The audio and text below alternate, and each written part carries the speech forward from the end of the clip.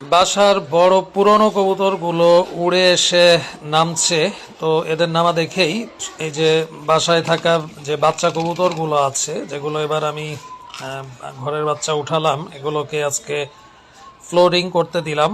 এরা বাসা বাড়ি চেনার জন্য ফ্লোরিং করছে। এখানে টোটাল 14 পিস বাচ্চা আছে, আর ওই যে উপরে আছে আরো 6 পিস বাচ্চা।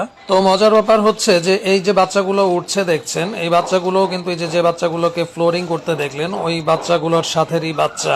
তো এগুলো মানে হুটহাট করেই ছুটে গেছে, ইচ্ছাকৃত না, অনিচ্ছাকৃত ছুটে গেছে, এবং এরপরে তারা আস্তে আস্তে বাসা বাড়ি চিনে ফেলেছে এবং তারা গ্রুপ বেঁধেও ওড়া শুরু করেছে। যাই হোক, আলহামদুলিল্লাহ, এরা উড়ে এসে নামুক।